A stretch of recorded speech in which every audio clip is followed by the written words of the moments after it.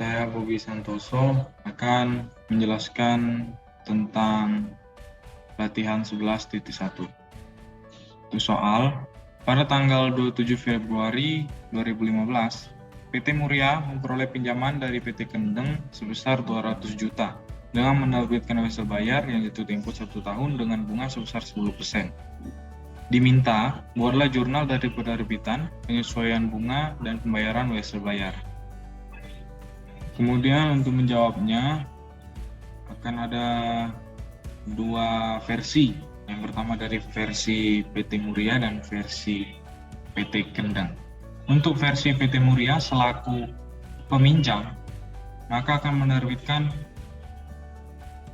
utang usaha di debit sebesar 200 juta dan wesel bayar di kredit sebesar 200 juta. Dengan catatan menerima wesel 1 tahun, bunga 10%. Kemudian untuk penyesuaian bunga dan pembayaran, maka akan muncul akun wesel bayar di debit sebesar 200 juta, beban bunga sebesar 20 juta didapatkan dari jumlah wesel dikalikan dengan bunga 1 tahun sebesar 10%, maka akan didapatkan 20 juta. Dan akun kas di kredit sebesar 220 juta. Untuk PT Kendeng, maka akan muncul pada penerbitan yaitu wesel tagih pada debit sebesar 200 juta, serta piutang usaha pada kredit sebesar 200 juta. PT Kendeng ini selaku pemberi pinjaman. PT Kendeng menerbitkan wesel 1 tahun dengan bunga 10%. Untuk penyesuaian bunga dan pembayaran, maka PT Kendeng akan menerima kas 220 juta di debit serta pendapatan bunga 20 juta di kredit didapatkan dari wesel 1 tahun dengan bunga 10%, serta wesel tagih di kredit sebesar 200 juta. Perkenalkan, saya Sabira Dwi Anggreni dari kelas 3D NPM C1C020133. Di sini saya akan membahas latihan 11.2. Baiklah, untuk pertanyaannya. Latihan 11.2, pertanyaannya, PT Arya memiliki beberapa transaksi dengan supplier terkait operasi usahanya, yaitu penjualan buku dan peralatan tulis. Untuk pertanyaannya, maka buatlah jurnal atas transaksi tersebut. Untuk yang pertama, pertanyaannya yaitu PT Arya membeli buku berkode AC dari PT Media Ilmu secara kredit sebanyak 100 unit dengan harga satuan 150.000, FOB shipping point 3/10, N/30, harga tersebut belum termasuk PPN 10%. Selanjutnya untuk pertanyaan yang kedua ada PT Arya membeli persediaan peralatan tulis senilai 40 juta dengan menerbitkan wesel bayar berjangka waktu 6 bulan dan tingkat bunga 8%. Atas pembelian ini, PT Arya membayar PPN kepada pemasok. Maka untuk pembahasan nomor 1 yaitu penyelesaiannya, total harga buku berkode AC 100 unit kali 150.000 sama dengan 15 juta. Lalu untuk PPN-nya sebesar 10%, maka dikalikan 15 juta dikali 10% sama dengan 1.500.000. Maka untuk jurnalnya, persediaan di debit sebesar 15 juta, PPN masukan sebesar 1.500.000 di debit, dan untuk utang dagang 16.500.000 di kredit. Selanjutnya untuk pertanyaan yang kedua, jadi diulangi, PT Arya membeli persediaan peralatan tulis senilai 40 juta dengan menerbitkan wesel bayar berjangka waktu 6 bulan dan tingkat bunga 8%. Atas pembelian ini, PT Arya membayar PPN kepada pemasok. Maka penyelesaiannya, perhitungan PPN sebesar 40 juta dikali 10% sama dengan 4 juta. Maka untuk jurnalnya, persediaan barang dagang sebesar 40 juta di debit, PPN masukannya 4 juta, sebesar 4 juta di debit, Lalu utang Wesel 40 juta dikredit dan kas 4 juta dikredit. Saya Gusti Alia Ifianiza, NPMC 1C018158. Di sini saya akan menjelaskan latihan pada bab 11, yaitu pada latihan 11.3. Nah, soalnya PT Berlia menjual produk dengan memberikan garansi perbaikan selama 1 tahun. Berdasarkan hasil analisis dan pengalaman industri, diketahui hanya 2% pelanggan yang datang meminta garansi. Rata-rata biaya yang dikeluarkan untuk memberikan garansi setiap produk itu sebesar Rp150.000. Dan pada tahun 2015, penjualan produk itu sebanyak 50.000 unit.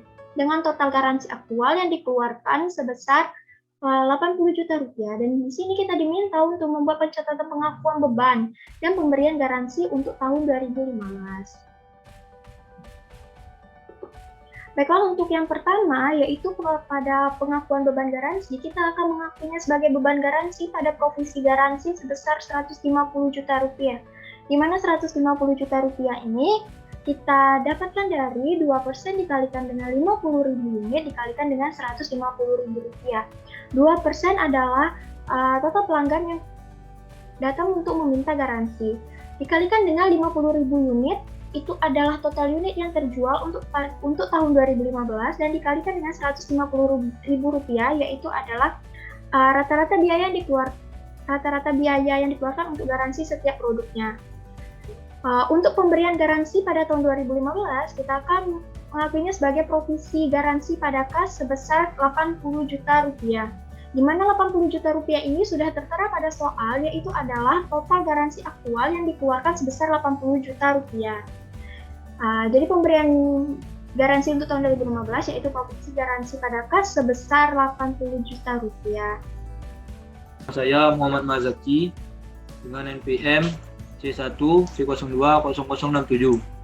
Di sini saya akan menjelaskan mengenai soal latihan 11.4. Nah, PT Bima memasang peralatan tambang senilai 500 miliar. Peralatan tersebut disusutkan selama 20 tahun. Peraturan regulasi menyebutkan bahwa peralatan tersebut harus dibongkar dan dipindahkan di akhir masa manfaatnya. PT Bima mengestimasi biaya pembongkaran dan pemindahan aset tersebut 20 tahun mendatang, yaitu sebesar 50 miliar. Tingkat diskon yang digunakan untuk menentukan nilai kini kewajiban sebesar bunga yang berlaku saat itu yaitu 6% per tahun. Nilai kini 6% selama 20 tahun yaitu diketahui sebesar 0,3118. Nah, buatlah jurnal terkait aset tersebut selama 2015 dan pengakuan liabilitasnya. Biaya terkait peralatan tambang. Nah, untuk nilai peralatan tambang itu biayanya sebesar 500 miliar, yang mana diketahui pada soal. Untuk pembongkaran dan pemindahan aset pada tahun ke-20 itu sebesar 50 miliar, karena juga sudah diketahui pada soal. Pembongkaran dan pemindahan aset pada tahun pada nilai kini. Present value sama dengan future value dikali 1/1 ditambah R pangkat N. Present value sama dengan future value-nya diketahui sebesar 50 miliar. Dikali 1 ditambah R-nya diketahui 6%, yaitu 0,6. Dikali pangkat N, yaitu sebesar 20, yaitu untuk tahun, 20 tahun. Nah, didapati 50 miliar dikali 0,3118 yang mana sudah diketahui pada soal, yaitu sebesar 15 miliar 590 juta. Penyusutan peralatan tambang setiap tahun. Umur peralatan tambang adalah 20 tahun. Nah, nilai peralatan tambang 500 miliar ditambah dengan pembongkaran dan pemindahan aset pada tahun pada nilai kini, yaitu 15 miliar 590 juta. Yaitu 515 miliar 590 juta dibagi 20, yaitu 20 didapat dari umur peralatan tambang. Nah, penyusutan peralatan tambang setiap tahun itu sama dengan 25 miliar 779 juta 500 ribu. Estimasi biaya pembongkaran dan pemindahan aset tetap sesuai PSAK 16 timbul sebagai kewajiban ketika aset tetap diperoleh atau sebagai konsekuensi penggunaan aset tetap selama periode tertentu. Estimasi biaya pembongkaran dan pemindahan aset tetap akan disusunkan bersama dengan biaya perolehan langsung aset tetap tersebut. Estimasi akan dicatat sebagai provisi dan disesuaikan seiring berjalannya waktu, sehingga pada akhir masa manfaat, aset nilai provisi akan sama dengan nilai yang akan dikeluarkan dalam pembongkaran tersebut. Nah, untuk pencatatan 1 Januari 2015 untuk asumsi tanggal pembelian peralatan tambang. Peralatan tambang di debit sebesar 515 miliar 590 juta. Kas dikredit sebesar 500 miliar dan provisi dikredit sebesar 15 miliar 590 juta.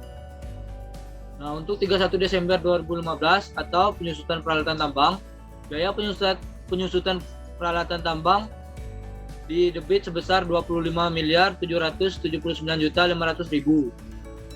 Untuk dikredit akumulasi penyusutan peralatan tambang yaitu sebesar 25 miliar 779 juta 500 ribu. Saya Cairiska Putri Melinda Siregar dengan NPM C1 C020015 dan rekan saya Dinda Olanda dengan NPM C1 C020029. Di sini kami akan membahas latihan 11.5. Soalnya akan dibacakan oleh rekan saya. Pada latihan 11.5 yaitu Lembaga Aktivis Lingkungan Environment Watch mengadukan PT Arjuna atas tindakan pencemaran lingkungan karena adanya aktivitas produksi yang kurang memenuhi standar, sehingga mencemari sungai yang dijadikan sebagai sumber air bagi warga sekitar. Environment Watch membawa kasus tersebut ke pengadilan dengan tuntutan PT Arjuna harus melakukan sterilisasi sungai dan penggantian alat penyaring limbah sesuai standar untuk produksi PT Arjuna selanjutnya. Pada saat penyusunan laporan keuangan 31 Desember 2015, proses hukum sedang berlangsung. Menurut pendapat konsultan hukum entitas, kemungkinan entitas kalah karena standar keamanan lingkungan untuk produksi yang digunakan PT Arjuna terbukti tidak terpenuhi.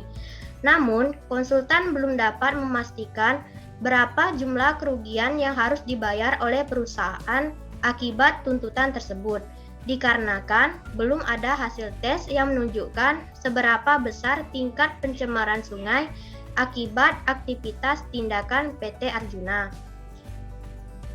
Soal tersebut yaitu bagaimana entitas harus mengungkapkan dan menyajikan dalam laporan keuangan terkait litigasi hukum tersebut.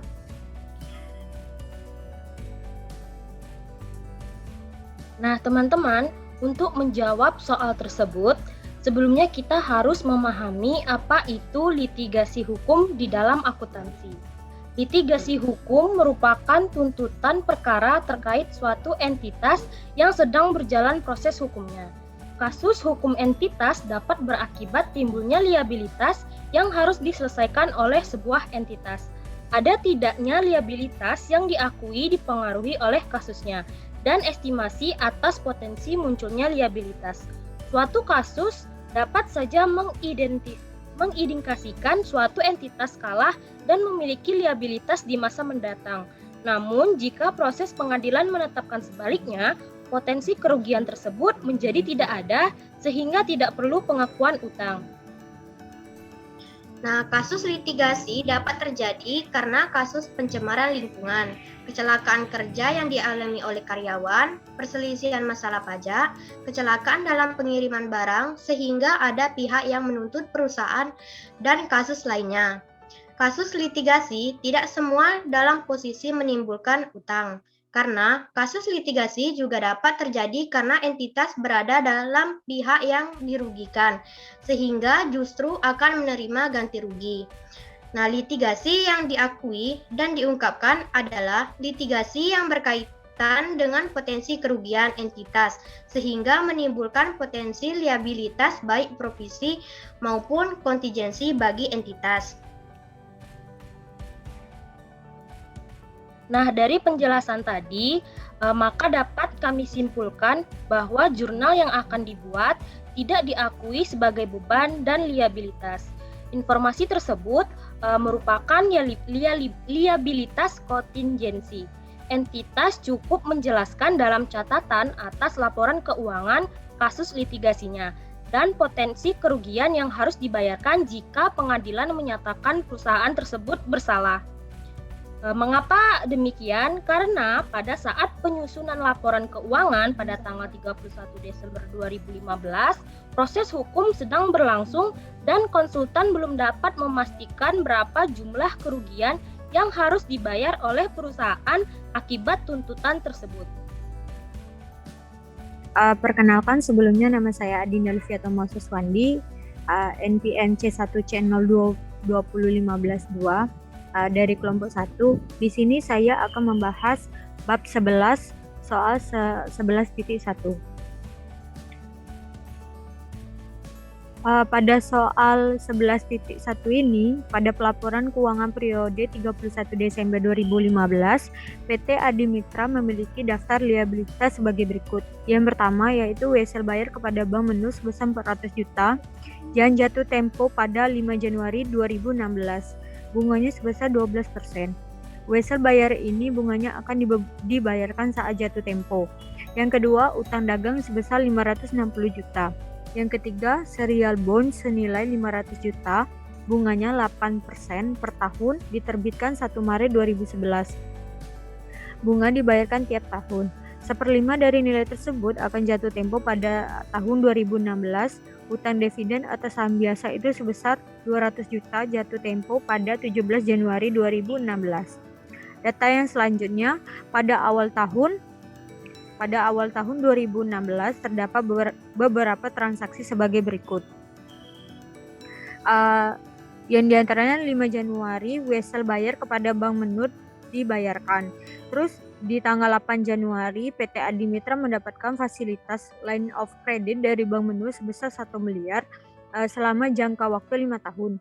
Kredit tersebut dapat ditarik sesuai kebutuhan entitas dan dikenakan biaya penarikan 2%. Bunga sebesar 12% dikenakan atas kredit yang ditarik. Bank hanya mengenakan bunga atas tarikan utang yang belum dilunasi sampai dengan akhir bulan pelaporan. Jika penarikan telah dilunasi pada bulan yang sama, maka tidak akan dikenakan bunga. Bunga akan dihitung dari tanggal penarikan atau saldo utang terakhir sampai dengan tanggal jatuh tempo pelaporan. Setiap bulan akan disampaikan laporan penggunaan line of credit.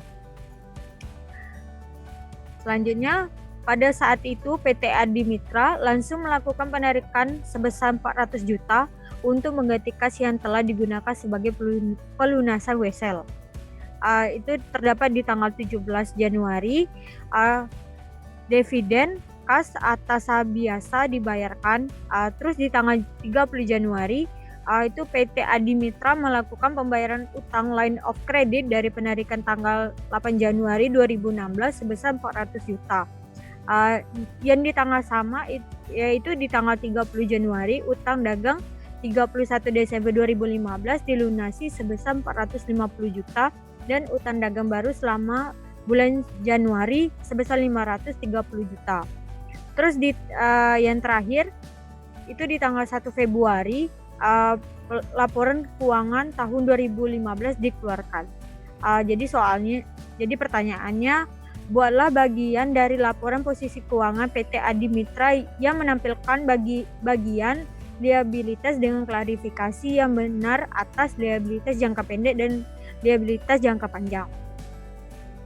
Jadi jawabannya di sini saya akan menambahkan sedikit dari menurut PSAK 1 revisi 2013.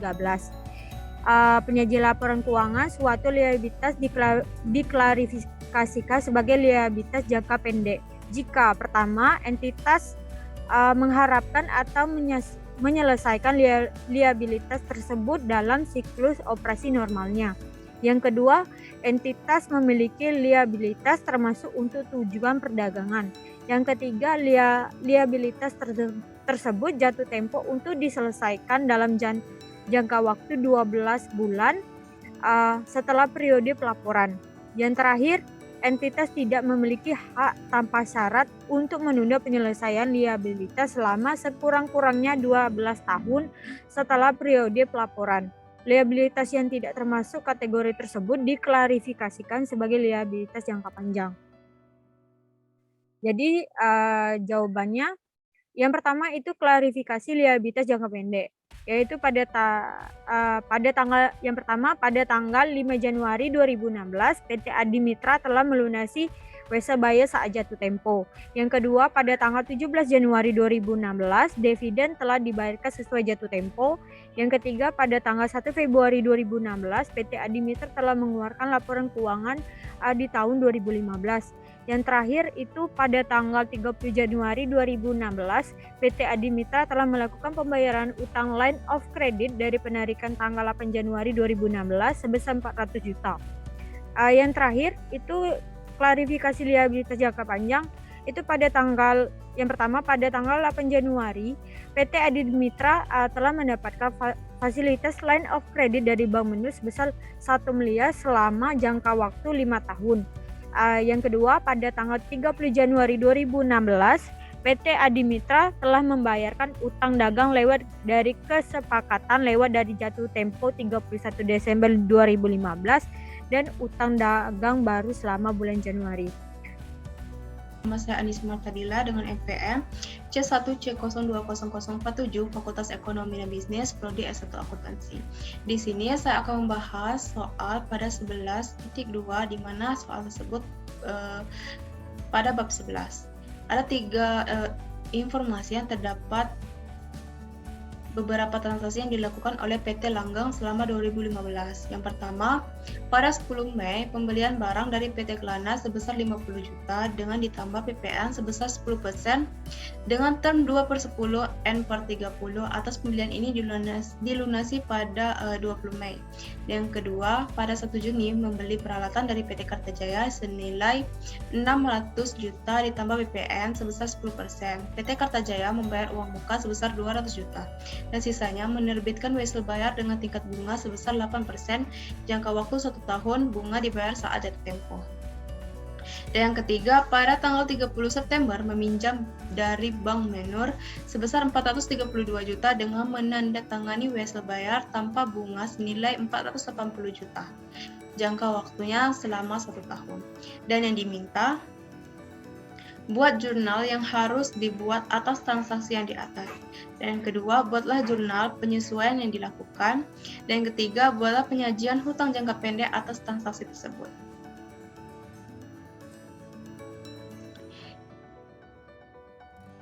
Jadi ini ya pembahasannya, terdapat jurnal, kolom jurnal pada tanggal 10 Mei 2015 terdapat pembelian sebesar 50 juta. Bisa dilihat dari soal tersebut ya. Ini sebesar 50 juta rupiah. Dan pajak pemasukan sebesar 5 juta, di mana 50 juta ini didapatkan dari PPN sebesar 10%. Dan utang dagang sebesar 55 juta. Dan jurnal pada tanggal 1 Juni 2015 terdapat pembelian sebesar 600 juta. Terdapat di soal sebesar 600 juta ya, betul berarti. Dan pajak pemasukannya sebesar 60% karena seperti yang pada transaksi pertama PPN-nya sebesar 10%, jadi sama ya 10%. Dan kasnya 200 juta, wesel bayarnya 460 juta. Kasnya terdapat 200 juta ini ya. PT Kartajaya membayar uang muka sebesar 200 juta. Jadi dia membayar atau mengeluarkan kas sebesar 200 juta dan sisanya menerbitkan wesel bayar dengan tingkat bunga 8%. Jadi wesel bayarnya sebesar 460 juta. Dan jurnal pada tanggal 30 September terdapat kas sebesar 432 juta dan diskonto atas wesel sebesar 48 juta dan wesel bayar 480 juta. Kita lihat ya, ya betul. 480 juta. Dan terdapat jurnal penyesuaian. Pada tanggal 20 Mei, jurnal penyesuaiannya adalah utang dagang sebesar 55 juta. Dan potongan sebesar 1.100.000. Kita lihat ya dari soal. terdapat potongan dengan term 2/10 N per 30, jadi 2%. Tuh ya, 100.100.100, jadi kasnya adalah 53.900.000. Dan jumlah penyesuaian pada 1 Juni terdapat wesel bayar sebesar 460 juta dengan beban bunga 36.800.000 dan kas 496 juta. Kita lihat soalnya ya. Dengan wesel bayar dengan tingkat bunga 8%, jadi 36.800. Jadi kasnya 496 juta. Dan jurnal penyesuaian berikutnya yang pada transaksi ketiga 30 September terdapat wesel bayar sebesar 480 juta. Kita lihat di soalnya, betul? Ya, betul. Dengan kas 480 juta. Dan utang jangka pendeknya terdapat utang sebesar 55 juta dan wesel bayarnya 940 juta. Jadi total utang jangka pendek yang terdapat kebetulan yang terdapat di soal ini sebesar 995 juta. Perkenalkan, nama saya Bunga Kencana Lestari. Saya akan melanjutkan presentasi untuk membahas soal pada bab 11 nomor 3, yang dimana isi soal tersebut adalah PT Sawit menarik utang bank dari Bank Nakula sebesar 5 miliar pada 1 Oktober 2014 dengan bunga 12% dan terutang pembayaran pokok utang tiap tahunnya selama 5 tahun dengan nilai yang sama, yaitu 1 miliar. Pembayaran pertama bunga dan pokok utang adalah 1 Oktober 2015. Yang diminta pada soal ini yang pertama adalah menghitung pembayaran pokok dan bunga terutang pada 1 Oktober 2015. Yang kedua, membuat jurnal atas pembayaran pokok dan utang bunga pada Oktober 2015 dan menghitung besar bunga terutang dan utang bank yang disajikan pada laporan posisi keuangan pada 31 Desember 2015. Nah, baik, langsung saja kita akan melihat pembahasan dari soal ini. Jadi pembahasan untuk poin yang pertama yang ditanyakan adalah pembayaran pokok dan bunga pada tanggal 1 Oktober 2015. Jadi kita ketahui bahwa pokoknya itu adalah sebesar 1 miliar dan bunganya adalah 600 juta. Itu didapatkan dari total pinjaman sebesar 5 miliar kita kalikan dengan 12% dikali 12 per 12 atau selama 1 tahun, yaitu jadi 600 juta. Jadi total yang harus dibayar atas pembayaran pokok dan bunga pada tanggal 1 Oktober 2015 itu senilai 1 miliar 600 juta. Itu didapat dari penjumlahan pokok sebesar 1 miliar dan bunga sebesar 600 juta. Nah, untuk poin yang kedua itu adalah jurnal pada tanggal 1 Oktober 2015. Jurnalnya di sini adalah utang bank, utang bunga, beban bunga pada kas. Jadi total untuk pengeluaran kita, utang bank itu sebesar 1 miliar. Sedangkan utang bunga 150 juta dan beban bunga sebesar 450 juta. Jadi ditotalkan semua itu adalah 1 miliar 600 juta. Maka akan ada pengurangan kas sebesar 1 miliar 600 juta. Nah, untuk poin yang terakhir itu menghitung besar bunga terutang dan utang bank. Nah, jadi besar bunga terutang per 31 Desember 2015 itu adalah 500 miliar sebanyak jumlah pinjaman kita dikalikan 12% atau bunganya dikalikan 3 per 12. 3 per 12 itu karena kita mulai pinjamnya dari bulan Oktober. Jadi itu sampai dengan akhir tahun terhitung 3 bulan, 3 per 12. Jadi didapatkan besar bunga terutang per 31 Desember itu senilai 150 juta. Selanjutnya, besar utang bank per 31 Desember 2015 itu adalah sebesar 4 miliar. Itu didapatkan dari 5 miliar dikurangkan dengan pokok sebesar 1 miliar. Jadi hasilnya adalah 4 miliar. Nama saya Anissa, NPM J1J020023 dari kelompok 1 akan melanjutkan penjelasan pada nomor 11.4. Pada tahun 2015, PT Intan menjual produk elektronik baru ke pasar dengan memberikan garansi selama 2 tahun. PT Intan menetapkan estimasi beban garansi terkait penjualan produk berdasarkan pengalaman dari produk lain yang telah diluncurkan terlebih dahulu. Estimasi garansi terkait total penjualan adalah 3% pada tahun pertama dan 5% pada tahun kedua. Data terkait PT Intan mengenai total penjualan dan pengeluaran beban garansi aktual adalah sebagai berikut. Yang pertama, penjualan pada tahun 2015 sebesar 2 miliar dan pada tahun 2016 sebesar 3 miliar. Kemudian yang kedua, beban garansi aktual pada tahun 2015 sebesar 50 juta dan pada tahun 2016 sebesar 120 juta. Diminta yang pertama, buatlah jurnal untuk estimasi provisi dan pembayaran garansi pada tahun 2015 dan 2016. Yang kedua yaitu hitunglah provisi dan liabilitas garansi pada akhir tahun 2016. Kemudian untuk yang pertama ya kan diminta buatlah jurnal untuk estimasi provisi dan pembayaran garansi pada tahun 2015 dan 2016. Yang pertama yaitu pengakuan beban garansi untuk tahun 2015. Beban garansi di kas di debit sebesar 60 juta dan pada kredit provisi garansi 60 juta pada kredit.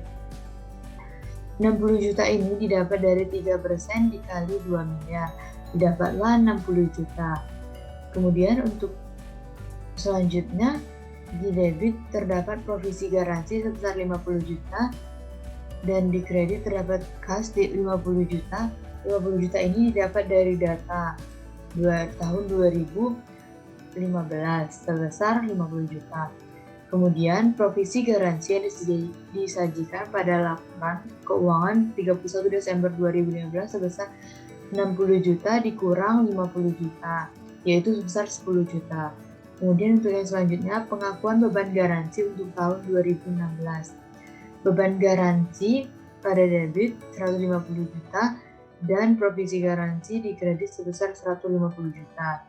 Ini didapat dari 5% dikali 3 miliar, yaitu sebesar 150 juta.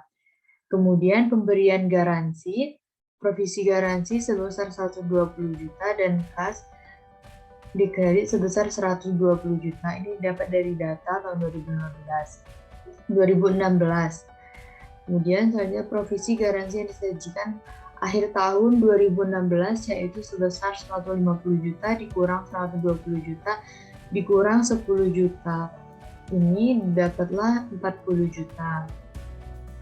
Kemudian yang selanjutnya yaitu hitunglah provisi dan liabilitas garansi pada akhir tahun 2016. Itu provisi garansi pada akhir tahun 2016 yaitu sebesar 10 juta ditambah 30 juta. Yaitu sebesar 40 juta. 10 juta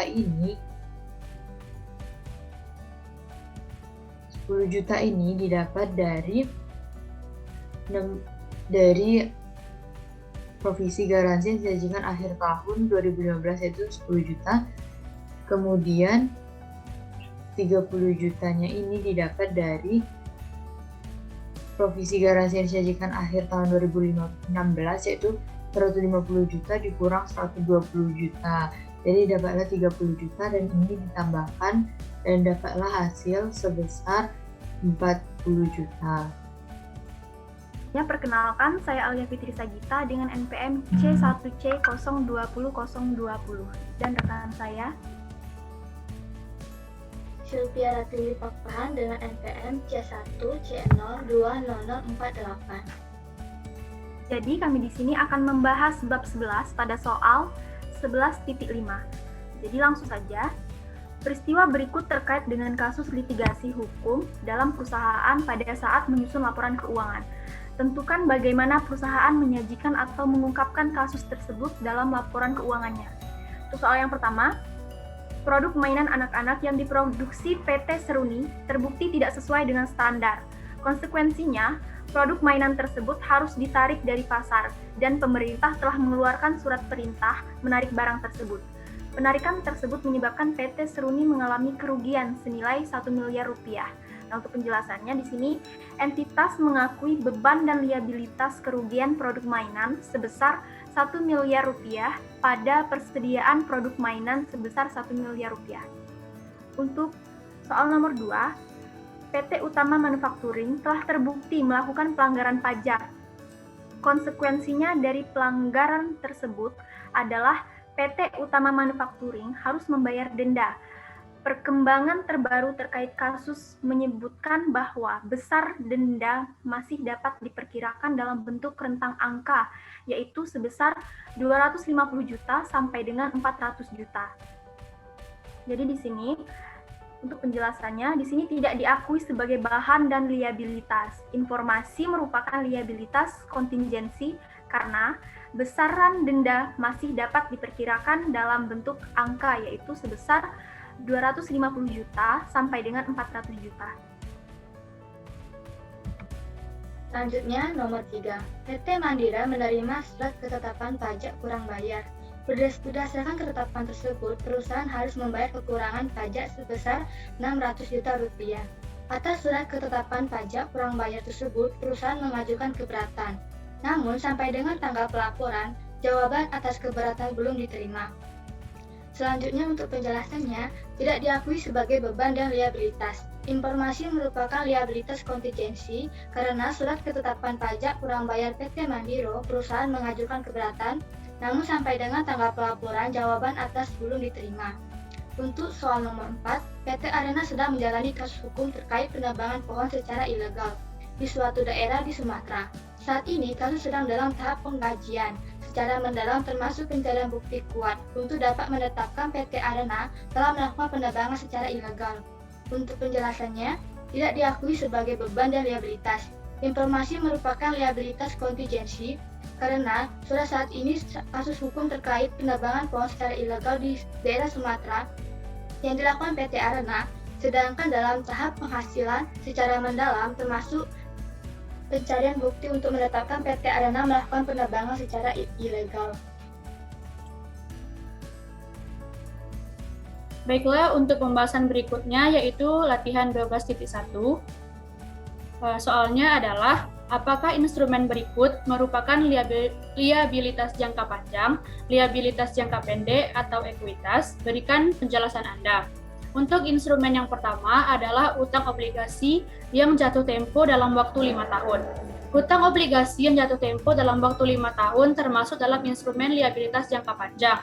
Dikarenakan liabilitas jangka panjang adalah liabilitas yang harus dilunasi dalam jangka waktu lebih dari 1 tahun atau siklus operasi normal. Untuk instrumen yang kedua, ada utang obligasi senilai 500 juta, yang 100 jutanya jatuh tempo 6 bulan lagi. Untuk obligasi yang senilai 100 juta yang jatuh tempo dalam waktu 6 bulan, termasuk dalam instrumen liabilitas jangka pendek, karena jatuh temponya kurang dari 1 tahun. Sedangkan sisanya, yaitu yang senilai 400 juta, diasumsikan jatuh temponya lebih dari 1 tahun. Oleh karena itu, termasuk dalam instrumen liabilitas jangka panjang. Untuk yang ketiga, ada saham preferen. Saham preferen termasuk dalam instrumen ekuitas, dikarenakan saham preferen merupakan ekuitas bagi perusahaan yang menerbitkannya. Untuk menentukan instrumen ekuitas dapat ditentukan jika dan hanya jika, yang pertama, instrumen tersebut tidak memiliki kewajiban kontraktual. Yang kedua, jika instrumen tersebut akan atau mungkin diselesaikan dengan instrumen ekuitas yang diterbitkan entitas. Yang terakhir, ada saham biasa. Saham biasa merupakan surat berharga yang menyatakan kepemilikan seseorang atas sebuah perusahaan. Saham biasa merupakan ekuitas bagi perusahaan yang menerbitkannya. Saham biasa merupakan sebuah ekuitas bisnis yang mencerminkan modal atau investasi awal yang disetorkan. Oleh karena itu, saham biasa termasuk dalam instrumen ekuitas. Baik, saya Devi Wulandari. Di sini saya akan menjelaskan mengenai latihan 12.2 yang terdapat pada buku Dwi Martani, tepatnya pada bab 12. Jadi, pada latihan 12.2 ini terdapat soal PT Delta menerbitkan obligasi dengan nilai nominal 500 juta rupiah pada tanggal 1 Februari 2015. Obligasi tersebut tertanggal 1 Januari 2015 dengan jangka waktu 10 tahun dan tingkat bunga kupon 7%. Harga jual obligasi tersebut adalah 490 juta rupiah ditambah dengan bunga akrual. Nah, jadi berapa total kas yang diterima PT Delta pada tanggal penerbitan obligasi tersebut? Nah, dari soal kita ketahui bahwa obligasi pada pada PT Delta ini memiliki nilai nominal 500 juta rupiah tertanggal 1 Januari 2015 dan tanggal terbit 1 Februari 2015. Jangka waktu 10 tahun dengan tingkat bunga kupon 7%. Harga jual dari obligasi tersebut 490 juta ditambah bunga akrual. Sebelumnya, bunga akrual adalah akumulasi bunga kupon yang telah diakui tetapi belum atau akan dibayarkan. Nah, di sini pada soal ditanya, berapa total kas yang diterima pada tanggal penerbitan obligasi. Di sini penyelesaiannya, sebelumnya kita cari dulu berapa beban bunga per tahunnya dengan cara mengalihkan tingkat bunga kuponnya kita kalikan dengan nilai nominal dari obligasi tersebut. Jadi 7% dikali 500 juta rupiah, hasilnya 350 juta rupiah. Nah, itu beban bunga per tahun. Selanjutnya kita mencari beban bunga per bulan dengan cara beban bunga per tahun tadi kita bagi dengan 12, yaitu total bulan dalam 1 tahun. Jadi 350 juta bagi 12 hasilnya 2.916.667 rupiah. Nah, di sini karena harga jual kurang dari nilai nominal, maka akan terjadi diskon sebesar selisih dari nilai nominal dan harga jual tadi. Jadi tinggal kita kurangkan saja. 500 juta rupiah dikurang 490 juta rupiah. Hasilnya 10 juta rupiah. Nah, karena obligasi dijual 1 bulan sejak tanggal penerbitan tadi kan 1 Februari 2015.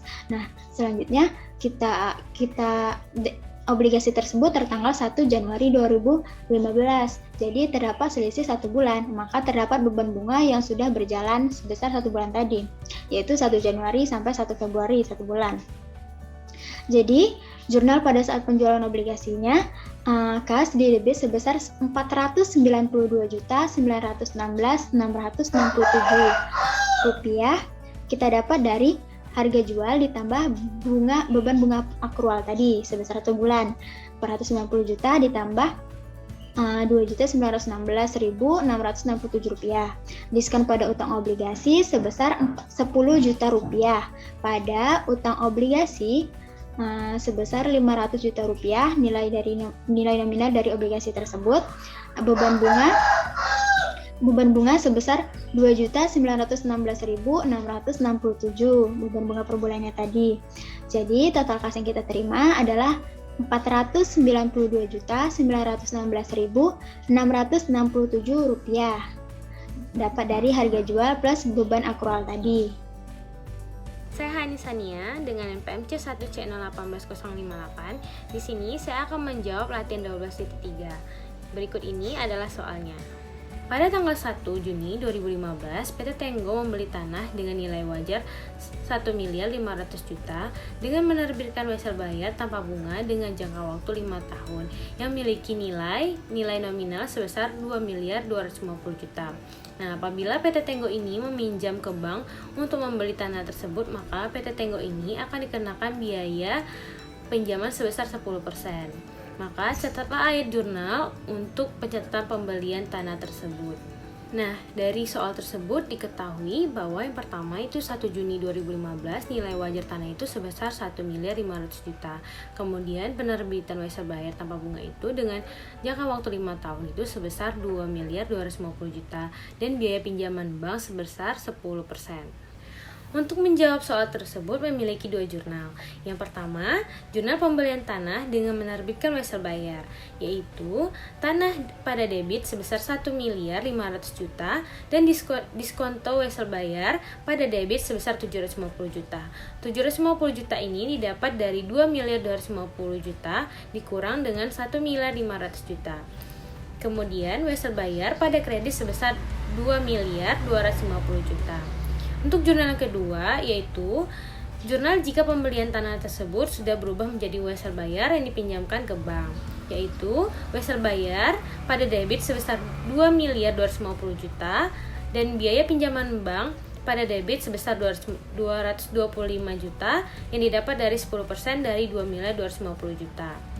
Kemudian utang bank pada kredit sebesar 2.475 juta. Saya Nahda Citra, NPMC 1C01848 akan menjelaskan soal latihan 12.4, di mana soalnya yaitu pada tanggal 1 Januari 2015, PT Garden meminjam uang sebesar 300 juta dari salah satu pelanggan utamanya. Pinjaman tersebut berjangka waktu 2 tahun dan tanpa bunga. Sebagai imbalan atas pinjaman tersebut, perusahaan menyetujui untuk menjual barang pelanggan tersebut dengan harga di bawah harga normal selama periode pinjaman. Apabila perusahaan meminjam ke bank, maka perusahaan akan dikenakan bunga sebesar 7%.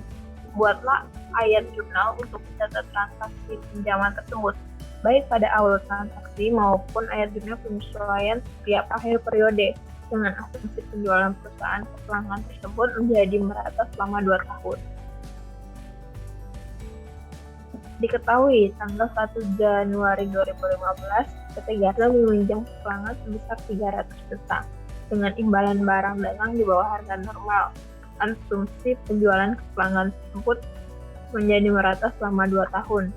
Jangka waktu 2 tahun dan jika pinjaman ke bank terkena bunga 7%. Penyelesaian. Nilai utang usaha sekarang adalah 300 juta dibagi 1/7%. 300 juta dibagi 1,1449 dapatlah 262 juta 31.618,5. Diskonto utang usaha adalah 300 juta dikurang 262 juta 31.618,5. Dapatlah hasil 37 juta 968.381,2 dan dibulatkan menjadi 37 juta 968.342 rupiah. Jurnal pencatatan transaksi pinjaman yaitu di mana kas 300 juta, diskon utang usaha yaitu 37.968.382 rupiah, utang usaha 300 juta dan pendapatan diterima di muka yaitu 37.968.382 rupiah. Jurnal pada akhir tahun pertama tahun 2015 yaitu pendapatan diterima di muka 18.948.191, di penjualan 18.984.191 rupiah, yang mana hasil itu didapatkan dari penjualan merata dari 37.968.382 rupiah dibagi 2. Beban bunga yaitu 2.657.786,74 pada diskonto utang usaha yaitu 2.657.786,74 rupiah, di mana hasil tersebut didapatkan dari 37.968.382 dikali 7%. Jurnal pada akhir tahun kedua 2016 itu sama dengan jurnal pada akhir tahun pertama 2015 karena pembagiannya secara merata, di mana pendapatan diterima di muka yaitu 18.948.191 rupiah pada penjualan 18.984.191 rupiah. Didapatkan dari 37.968.382 dibagi 2. Beban bunga yaitu 2.657.786,74 pada diskonto utang usaha yaitu 2.687.786,74 yang hasilnya didapatkan dari 37.968.191 1.382 kali 7%. Baiklah, kita akan lanjut ke latihan 12.5, di mana PT Bunga ini memiliki utang dari Bank Perdana sebesar 700 juta rupiah. Utang tersebut berjangka waktu 8 tahun dengan tingkat bunga 10%. Utang tersebut akan segera jatuh tempo pada tanggal 31 Desember 2015. Karena kesulitan keuangan yang dihadapi perusahaan, PT Bunga tidak dapat membayar utangnya tersebut, termasuk utang bunga sebesar 70 juta rupiah. Bank Perdana akhirnya menyepakati untuk menerima pelunasan utang dan bunganya dengan mesin yang dimiliki perusahaan. Nilai wajar mesin tersebut adalah 690 juta rupiah, sedangkan nilai tetapnya adalah 625 juta rupiah, akumulasikan dengan 275 juta rupiah menjadi 900 juta rupiah. Buatlah ayat jurnal untuk mencatat pelunasan utang tersebut. Langsung saja, pada posisi debit itu ada utang bank dengan nominal 770 juta rupiah, berasal dari utang PT Bunga, beserta dengan bunganya 10%. Masih posisi debit itu ada kerugian pelaporan properti sebesar 210 juta. Ini berasal dari nilai tercatat mesin dikurangi dengan nilai wajar mesin. Pada posisi kredit itu ada properti sesuai dengan nilai tercatat mesin, yaitu 625 juta rupiah, akumulasikan dengan 275 juta rupiah menjadi 900 juta rupiah. Pada posisi kredit terdapat juga keuntungan pelunasan utang bank sebesar 80 juta rupiah. Ini berasal dari selisih antara utang bank, kerugian pelaporan properti,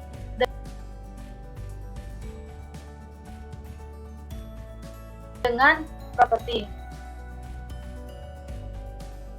Baiklah, selanjutnya saya akan menjelaskan tentang soal 12.1 pada bab 12. Di soal terdapat sebuah kasus yaitu PT Lintas menerima kas sejumlah Rp392.082.900 dari penerbitan obligasinya. Pada tanggal 1 Januari 2015, obligasi PT Lintas tersebut mempunyai nilai nominal 400 juta rupiah dengan tingkat bunga 7,8% dan dengan jangka waktu 20 tahun. Bunga dibayar tiap tanggal 30 Juni dan 31 Desember. Tingkat suku bunga efektifnya adalah 8%. Yang pertama, kita diminta untuk buatlah ayat jurnal untuk mencatat penerbitan obligasi. Yang kedua, buatlah tabel amortisasi selama jangka waktu obligasi tersebut. Dan yang ketiga, catat ayat jurnal pada tanggal 30 Juni 2015 dan 31 Desember 2015. Dan yang terakhir, buatlah penyajian di laporan. Oke, yang pertama di sini adalah kita menjawab permintaan yang pertama, yaitu jurnal untuk mencatat penerbitan obligasi. Nah, yang pertama itu kita cari dulu nilai diskontonya. Kenapa? Karena kas yang kita terima itu lebih kecil daripada utang obligasi kita. Maka untuk mencari diskonto itu yaitu dengan utang obligasi dikurangi dengan kas yang masuk. Nah, utang di sini bernilai 400 juta rupiah dikurangi dengan kas yang masuk ke kita yaitu 392.042.900 rupiah. Didapatlah hasil nilai dari diskontonya yaitu 7.917.100 rupiah. Maka jurnal pada tanggal 1 Januari 2015 yang pertama kita catat akun kas di debit senilai 392.082.900 rupiah. Yang kedua, kita mendebitkan juga akun diskonto atas obligasi senilai 7.917.100 rupiah dan kita mengkreditkan akun utang obligasi senilai 400 juta rupiah. Nah, yang kedua, kita diminta untuk membuat tabel amortisasi. Nah, karena pada soal dinyatakan bahwa utang obligasi itu berlaku selama 20 tahun, maka kita harus mencatat semua tabel amortisasi itu dari tanggal 1 Januari 2015 sampai dengan 31 Desember tahun 2034. Nah, pada tabel amortisasi terdapat 5 kolom. Yang pertama, kolom tanggal. Yang kedua, bunga dibayar. Kenapa di sini 3,9%? Karena bunga pada 1 tahun itu yaitu senilai 7,8%. Nah, karena dia dibayar setiap tanggal 30 Juni dan 30 Desember, maka dia dibayar dalam jangka waktu 6 bulan atau setengah tahun. Maka bunga dibayarnya itu tadi setengah dikali dengan 7,8%, yaitu 3,9%. Yang kedua adalah beban bunga. Beban bunga kita tadi adalah 8%, jadi untuk per 6 bulannya atau setengah tahunnya adalah 4%. Yang kedua, diskon amortisasinya, dan yang keempat, diskon amortisasinya, dan kolom terakhir yaitu nilai tercatat obligasi. Kita masuk pada yang pertama, yaitu 1 Januari 2015.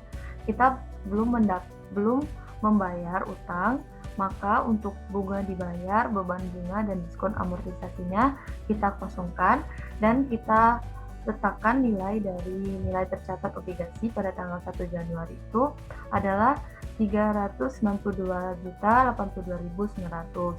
Nah, untuk yang seterusnya yaitu bunga dibayarnya adalah 3%. Maka untuk mencari nilai pada tanggal 30 Juni 2015 itu yaitu sama dengan 4% dikali dengan utang obligasi kita tadi adalah 400 juta rupiah, maka didapat nilai senilai 15.600 rupiah. Untuk tanggal-tanggal berikutnya itu sama saja, yaitu 4% dikali dengan 400 juta rupiah. Nah, yang selanjutnya ini beban bunga itu adalah 4%. Maka untuk mencari nilainya adalah sama dengan yang tadi ini 3,9%. Nah, yang ini 4,4% sama dengan 4% dikali dengan nilai tercatat obligasi terakhir, maka didapatlah nilai segini. Nah, untuk diskon amortisasi ini yaitu selisih antara beban bunga dengan bunga yang dibayar. Nah, untuk nilai tercatat obligasi ini adalah penjumlahan dari diskon amortisasi dan nilai tercatat sebelumnya. Nah, untuk tanggal-tanggal berikutnya dan tahun berikutnya itu cara mencarinya sama saja. Nah, ini untuk pada tanggal 30 Juni 2022 sampai dengan 31 Desember 2029. Nah, ini adalah nilai-nilai dari tanggal 30 Juni tahun 2030 sampai dengan 31 Desember 2034. Nah, total nilai beban bunga yang kita bayarkan itu adalah 624 juta rupiah, dengan beban bunga kita itu 631.917.146.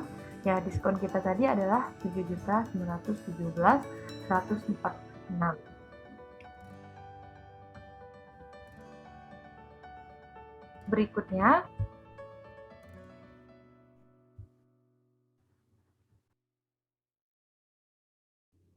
Berikutnya yaitu jurnal untuk tanggal 30 Juni 2015, yaitu kita mendebitkan akun beban bunga.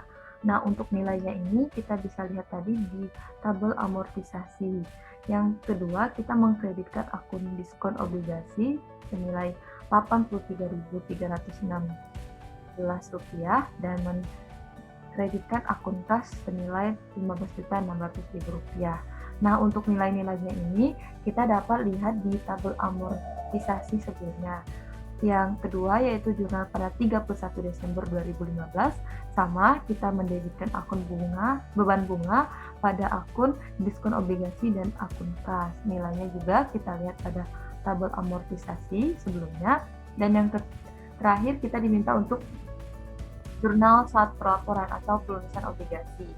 Ya, karena ketika kita ingin melunasi utang obligasi yang posisi awalnya dikredit, maka ketika kita melunasinya, maka kita mendebitkan akun utang obligasi senilai 400 juta rupiah dan mengkreditkan akun kas 400 juta rupiah.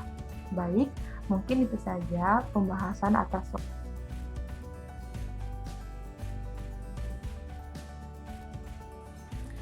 Baiklah teman-teman, selanjutnya saya akan membahas tentang soal 12.2 di mana PT Widuri membeli mesin pada tanggal 1 Juni 2015 dengan membayarkan uang muka sebesar 200 juta rupiah. Dan juga untuk selanjutnya ia membayar cicilan sebesar 150 juta selama 5 kali dalam 5 tahun yang dilakukan setiap tanggal 1 Juli. Tingkat bunga implisit dalam transaksi ini adalah 9%. Berdasarkan data di atas, yang pertama itu diminta hitung berapa nilai kini dari pembayaran yang dilakukan oleh perusahaan untuk pembelian mesin tersebut. Dan juga yang kedua, membuat ayat jurnal yang dicatat perusahaan pada tanggal pembelian 1 Juli tahun 2012 dan juga tiap tanggal untuk tahun-tahun berikutnya. Nah, berdasarkan data tersebut di sini maka dapat kita ketahui bahwa uang muka dari pembelian tersebut adalah 200 juta rupiah dan juga cicilan sebesar 150 juta rupiah dan juga bunga sebesar 9%. Selanjutnya, berapakah nilai kini dari pembelian mesin tersebut? Dari pembelian mesin tersebut. Nah, nilai kininya yaitu adalah 150 juta rupiah dikali 5 yaitu 750 juta rupiah. Untuk bunga yaitu 9% dikalikan dengan 750 juta rupiah yaitu sebesar 67 juta 500.000 rupiah. Nah, untuk mesin harga dari mesin tersebut yaitu 750 juta rupiah ditambahkan dengan 200 juta rupiah yaitu sebesar 950 juta rupiah. Pencatatan jurnal pada tanggal 1 Juli tahun 2012 yaitu mesin sebesar 950 juta rupiah di debit, kas sebesar 200 juta rupiah di kredit, dan hutang usaha sebesar 750 juta rupiah di kredit. Selanjutnya untuk jurnal pada tanggal 1 Juli tahun 2013 yaitu hutang usaha sebesar 150 juta rupiah karena di sini setiap tahun kita mencicil 150 juta rupiah dan juga beban bunga sebesar 13.500.000 rupiah dan juga kas sebesar 163.500.000 rupiah. Nah, untuk tahun-tahun berikutnya jurnalnya itu sama seperti tanggal 1 Juni tahun 2013. Baiklah teman-teman, itulah tadi pembahasan dari saya mengenai soal 12.2.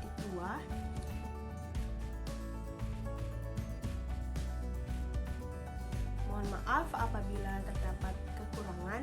Saya akhiri. Wassalamualaikum warahmatullahi wabarakatuh.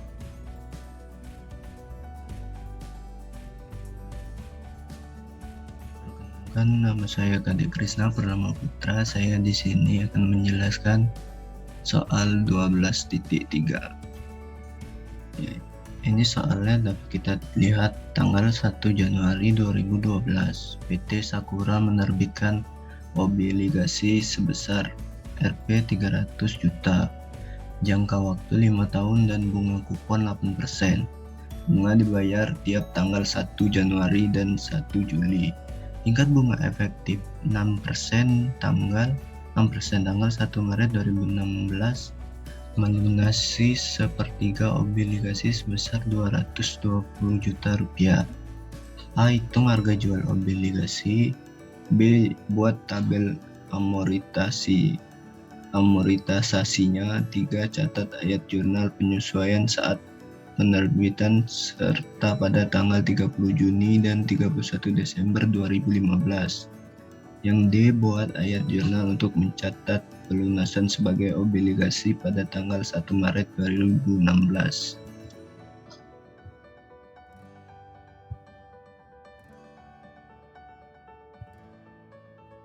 A. Hitung harga jual obligasi.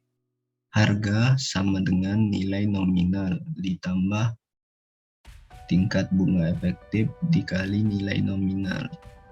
Sama dengan nilai nominal 300 juta rupiah ditambah tingkat bunga efektifnya 6% dikali nilai nominalnya 300 juta rupiah sama dengan 318 juta rupiah. Yang B, buat tabel amortisasinya. Periode 1 Januari 2012 bunga dibayarnya 12%. Premium belum diamortisasinya sebesar 25.592.400 juta rupiah. Nilai tercatat sebesar 325.592.400 rupiah.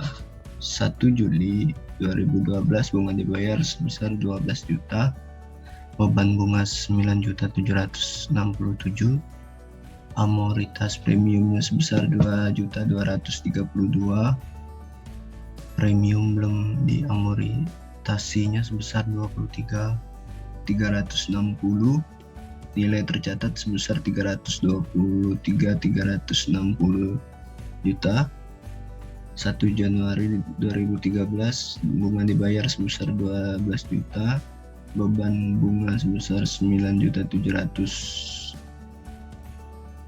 amortisasi premium sebesar 2.299, premium belum dibayar sebesar 21.060.000, nilai tercatat sebesar 321.060.000. 1 Juli 2013 bunga dibayar 12 juta, beban bunga 9.631,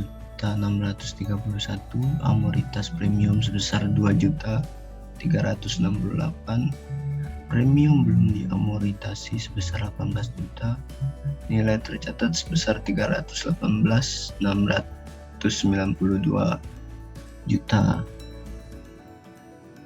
1 Januari 2014 bunga dibayar 12 juta, beban bunga sebesar 9.560, amoritas premium sebesar 2.439, premium amortisasi sebesar 16.253, nilai tercatat sebesar 316.253. 1 Juli 2014 bunga dibayar 12 juta, beban bunga 9.487, amoritas 2.512, premium belum diamortisasi sebesar 13.741, nilai tercatat sebesar 313.741. 1 Januari 2015 bunga dibayar sebesar 12 juta, beban bunga 9.418,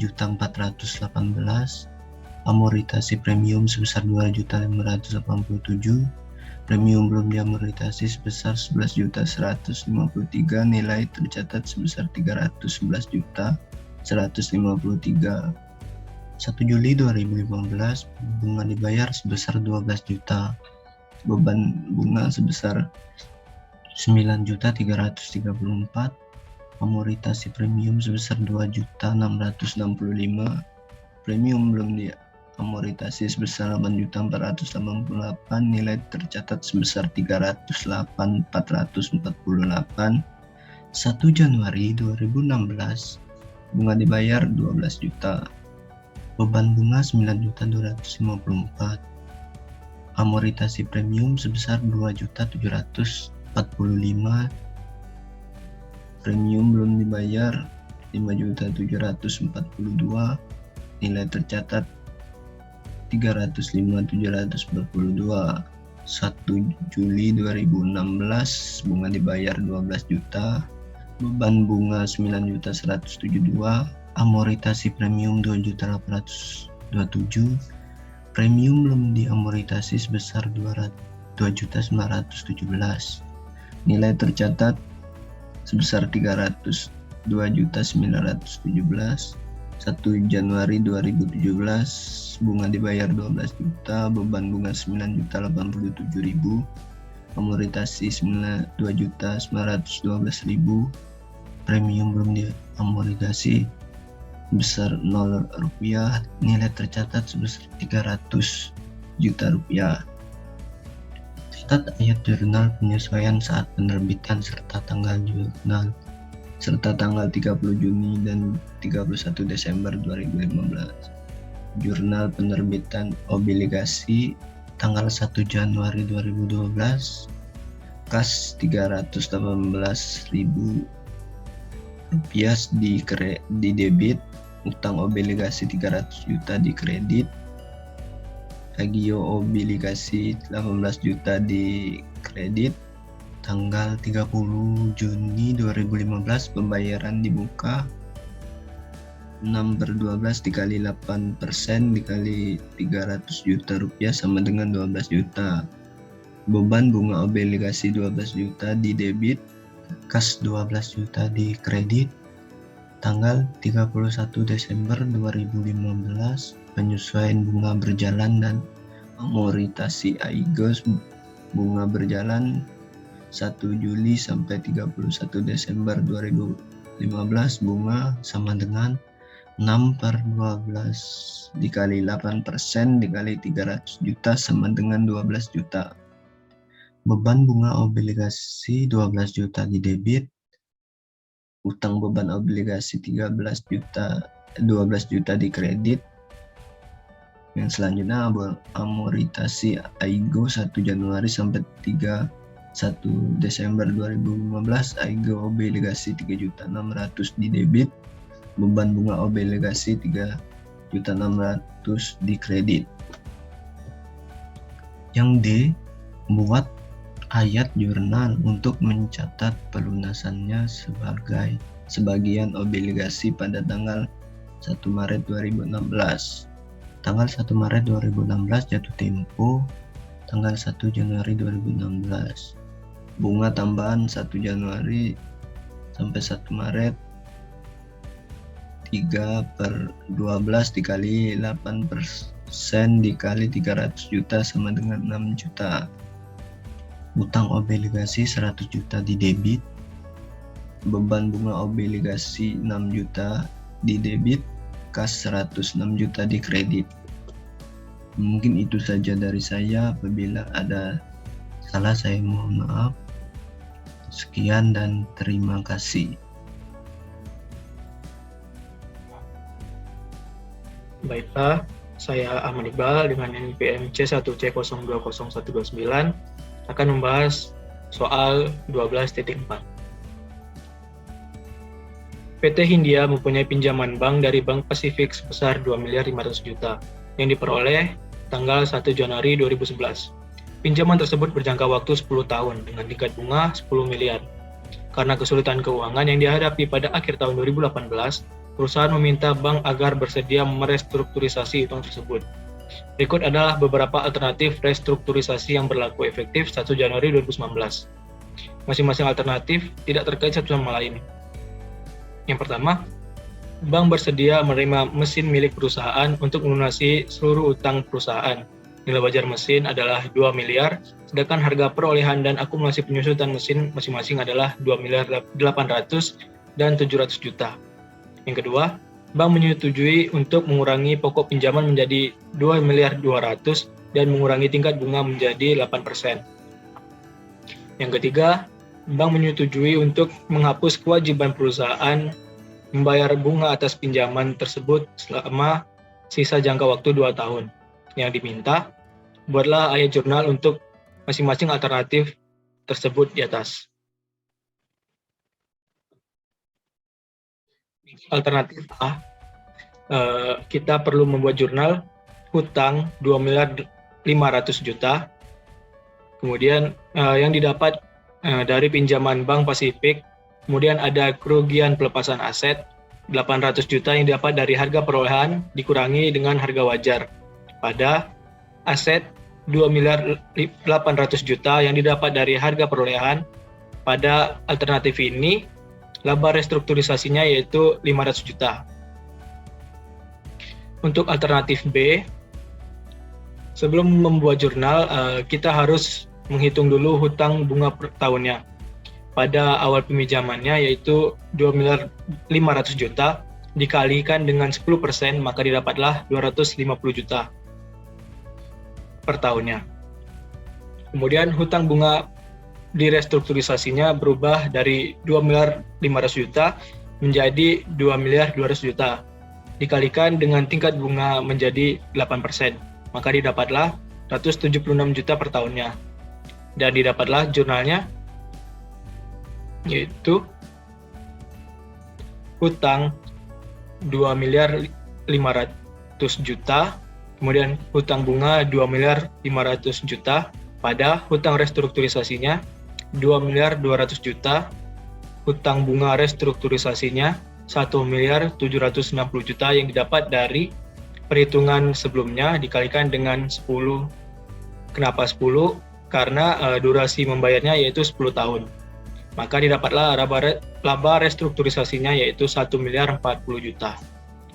Kemudian untuk alternatif C, untuk jurnalnya yaitu mirip-mirip dengan B, yaitu hutang 2 miliar 500 juta, kemudian hutang bunga 2 miliar 500 juta, pada hutang restrukturisasinya 2 miliar 500 juta, hutang bunga restrukturisasinya yaitu 1 miliar 408 juta, maka didapatlah laba restrukturisasinya 1 miliar 92 juta. Cukup sekian dari saya. Terima kasih. Wassalamualaikum warahmatullahi wabarakatuh.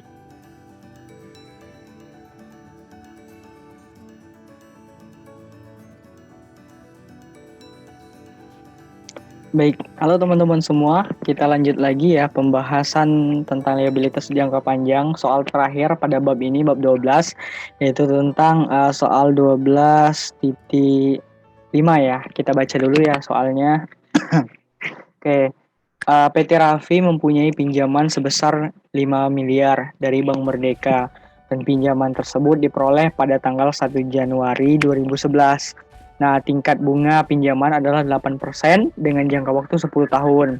Nah, perusahaan itu menanggung biaya terkait pinjaman tersebut sebesar 200 juta rupiah. Pada tahun 2016, perusahaan mengajukan restrukturisasi utang dikarenakan rugi operasi berturut-turut selama 3 tahun terakhir. Nah, Bank Merdeka menyetujui untuk melakukan modifikasi persyaratan utang yang berlaku efektif tanggal 1 Januari menjadi 4 miliar 800 juta rupiah. Jatuh tempo diperpanjang menjadi 31 Desember 2021. Nah, perusahaan harus membayar biaya renegosiasi untuk restrukturisasi tersebut senilai 50 juta. Apa yang diminta? Ada tiga soal yang diminta. Yang pertama, kita diminta untuk hitung tingkat bunga efektif pada saat pinjaman tersebut pertama kali diperoleh perusahaan, tepatnya pada tanggal 1 Januari 2011. Kemudian, kita diminta untuk menghitung keuntungan atau kerugian yang timbul dari restrukturisasi tersebut.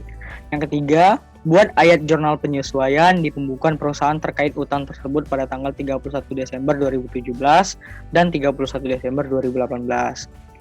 Oke, lanjut. Sebelum kita menjawab soal tadi, kita harus menyiapkan tabel ya. Tabel PVIFA, present value, interest factor for an annuity. Nah, ini difungsikan untuk nanti mencari bunga. Kemudian kita siapkan juga tabel present value. Ini juga untuk mencari nilai pokok pinjaman nanti. Oke, masuk ke soal pertama. Kita akan mencari tingkat bunga efektif. Nah, kita menghitung tingkat bunga efektif pada 1 Januari 2011. Caranya adalah rumus 1 ditambah R per M pangkat M kurang 1, di mana R adalah tingkat bunga, tingkat suku bunga, sedangkan M adalah lama periode berjalannya ya, selama 10 tahun. Nah, kita masuk 1 ditambah 8%, karena bunganya tadi 8% ya di awal, per 10 di pangkat 10 dikurang 1, maka didapatlah tingkat bunga efektif sebesar 8,30%. Selanjut, soal kedua. Soal kedua ini mencari keuntungan atau kerugian dari restrukturisasi. Nah, sebelum kita mencari itu, kita harus tahu dulu nih teman-teman, berapa nilai kini utang lama.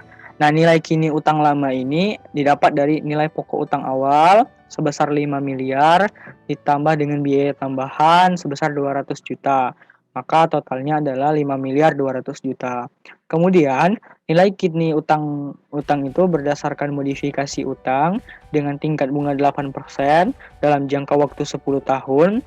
Kita akan menghitung nilai kini pokok pinjaman. Nah, nilai kini pokok pinjaman ini 4.800.000.000 adalah nilai pinjaman yang telah pokok pinjaman yang telah direstrukturisasi tadi. Kemudian dikali dengan PVIF 8%,10. Nah, 8%,10 ini kita dapatkan dari 8%,10 ini adalah 8% bunga dan 10 tahun jangka waktu. Nah, ini didapat di tabel present value tadi, teman-teman. Nah, di tabel present value ini 8%, ini 10 tahun, maka kita dapatlah titik tengahnya adalah 0,46319. Nah, kita masukkan 0,43619 kita kalikan dengan 4.800.000.000, didapat 2.223.312.000 rupiah. Kemudian itu bunga. Nah, untuk bunga ini nilai kini pada bunga 4 miliar sama dari pokok pinjaman yang baru tadi yang telah direstrukturisasi 4.800.000.000 dikalikan dengan 7% bunga yang lama ya. Bunga yang lama sebesar bunga yang baru dikali PVIF 8%,10. Kalau yang ini karena mencari bunga kita mencari di tabel satunya lagi, teman-teman. Itu tabel present value interest as factor effort and annuity. Nah, ini 8% dikali 10 tahun, 8% bunga 10 tahun jangka waktu. Dapatlah 6,7101. Nah, lanjut teman-teman.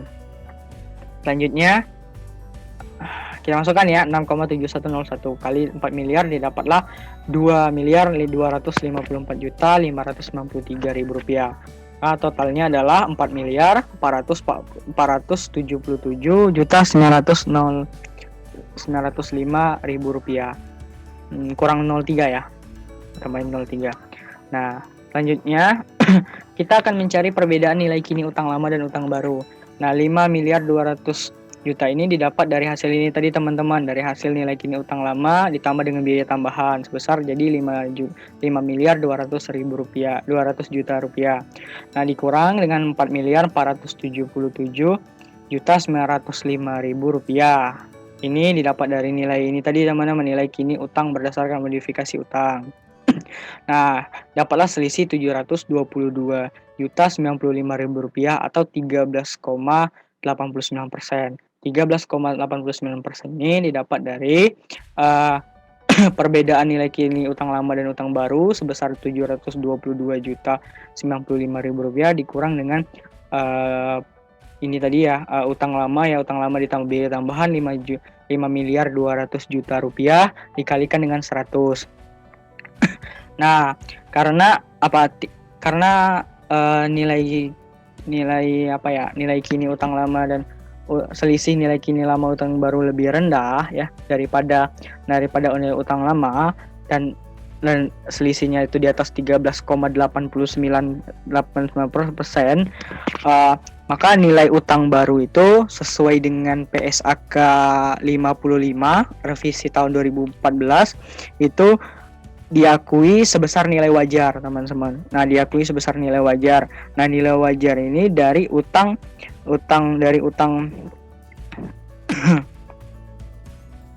Nah, nilai wajar dari utang dengan tingkat bunga pasar pada saat restrukturisasi ini. Nah, apabila pada saat restrukturisasi tingkat bunga yang berlaku adalah 10%, maka nilai kini dari utang adalah pokok pinjamannya 4.800.000.000 kita kalikan 7% dikali PVIF 10%,10.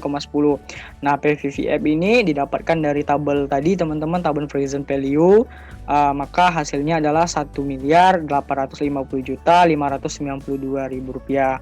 Nah, untuk bunganya sama 4.800.000.000 rupiah dikalikan dengan 7% dikali dengan PVIF 10%,10.